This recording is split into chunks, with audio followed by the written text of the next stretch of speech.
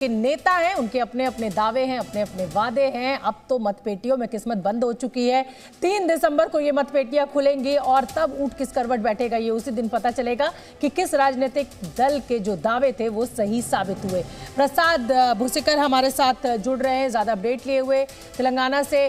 बताइए प्रसाद, इस समय का क्या अपडेट है? कतारें तो लंबी लंबी देखने को मिल रही है मतदान केंद्रों के बाहर।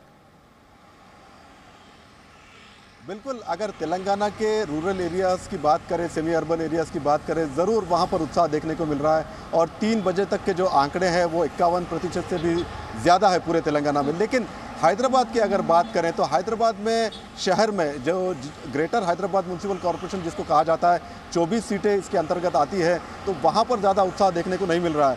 वही जो 5 बजे तक का चुनाव का जो वोटिंग समय है 5 बजे ख़त्म हो जाएगा। और दिलचस्प बात यह है कि यहाँ पर अब सभी की निगाहें लगी कि तेलंगाना में क्या होगा, क्योंकि 2014 में जब तेलंगाना बना था तब से अब तक, पहले तेलंगाना राष्ट्र समिति जो कि अब भारत राष्ट्र समिति बन गई है, उनकी सरकार है, तो क्या लोगों का जो है रुझान है, क्या लोग किस तरफ जाना चाह रहे हैं। जिस प्रकार से हमने चुनाव अभियान देखा, कैंपेन देखा, कांग्रेस ने ज़बरदस्त जो है दावेदारी पेश की, वही रूलिंग बीआरएस ने भी जो है कहा था कि हैट्रिक वो बनाएंगे। और बीजेपी हालांकि तीसरे नंबर पर ज़रूर चल रही थी, लेकिन उनके आला नेता बहुत उन्होंने कोशिश की, प्रधानमंत्री के लीडरशिप में वो खुद आए यहाँ पर। तो 5 बजे के बाद ज़रूर पता चल पाएगा कि वोटर्स का जो मूड तेलंगाना में क्या है। बिल्कुल बिल्कुल प्रसाद, और अभी हमने 3 नेताओं को भी सुनवाया अपने दर्शकों को। हर राजनीतिक दल अपने पक्ष में नतीजे आने के दावे कर रहा है, लेकिन अगर जमीन पर देखा जाए तो अगर मुख्य प्रतिद्वंदी की मैं बात करूं तो वो बीआरएस और कांग्रेस है। जो सीधी टक्कर है वो इन 2 राजनीतिक दलों के बीच में है। कहा यह जा रहा था 2 महीने पहले तक कि कांग्रेस को बीआरएस जो है वो पछाड़ देगी, लेकिन अब कांग्रेस काफी मजबूत स्थिति में आई है। क्या कहेंगे आप?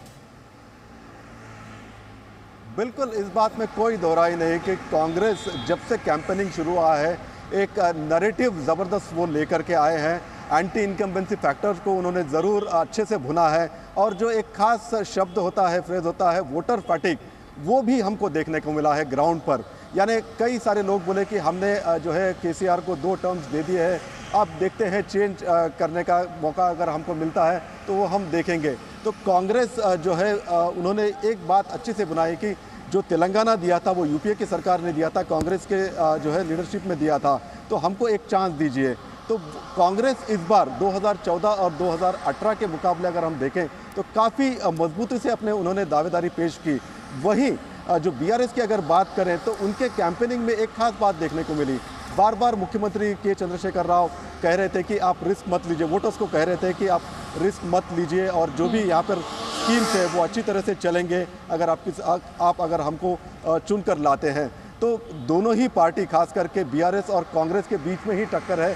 अब देखना यह है कि भारतीय जनता पार्टी जिन्होंने पूरे नेशनल लीडरशिप को यहाँ पर उतारा है वो कितना डेंट कर पाती है यहाँ पर। प्रसाद, मुझे ये भी बताइए कि जो के चंद्रशेखर राव है वो 2 जगह से खड़े हो रहे हैं, एक तो कामरेड्डी से और गजवेल से। कामरेड्डी से रेवंत रेड्डी उनके सामने, जो कि कांग्रेस के अध्यक्ष है। मुख्यमंत्री ने 2 जगह का चुनाव क्यों किया इस बार चुनाव लड़ने के लिए? बिल्कुल, काफ़ी अच्छा सवाल और काफ़ी दिलचस्प। इस पर काफ़ी चर्चा हुई तेलंगाना में, क्योंकि मुख्यमंत्री चंद्रशेखर राव, तेलंगाना हमने देखा है कि 2000 जब से पार्टी फॉर्म हुई है, जब भी वो ठहरते थे, जहाँ से भी कॉन्टेस्ट करते थे वो जीतते थे। कई हमने देखा एमपी के तौर पर, एमएलए के तौर पर। लेकिन इस बार 2 कॉन्स्टिट्यूंसी से वो चुनाव लड़ रहे हैं। एक तरफ ये कहा जा रहा है कि गजवेल में लोग काफ़ी नाराज़ है भारत राष्ट्र, हालांकि उनकी जो है खुद की कॉन्स्टिट्यूंसी है, चीफ मिनिस्टर्स की कॉन्स्टिट्यूंसी है, लेकिन कहीं ना कहीं बीआरएस को और केसीआर को लग रहा था कि लोग शायद उनसे नाराज़ है और सेफ्टी के लिए, सेफ साइड के लिए उन्होंने कामारेड्डी चुना। लेकिन हुआ क्या कि कामारेड्डी में यहाँ के जो मुख्यमंत्री के प्रत्याशी है कांग्रेस के रेवंत रेड्डी, वो भी कामारेड्डी से लड़ रहे हैं। और दूसरी तरफ गजवेल में ईटेला राजेंद्र, जो कि अभी भारतीय जनता पार्टी में चले गए, कभी चंद्रशेखर राव के खास हुआ करते थे। तो दोनों ही कॉन्स्टिट्यूंसीज में चंद्रशेखर राव को ज़बरदस्त जो है ओपोनेंट्स है। तो ये माना जाए कुल मिलाकर कि देखिए अब 1 घंटे मतदान का समय और बचा हुआ है, 4:15 का वक्त हो चुका है, लगभग 45 मिनट, और जो किस्मत है वो मतपेटियों में अब बंद होने वाली है और 3 को ही नतीजे आएंगे। बहुत बहुत धन्यवाद प्रसाद आपका इस पूरे अपडेट के लिए।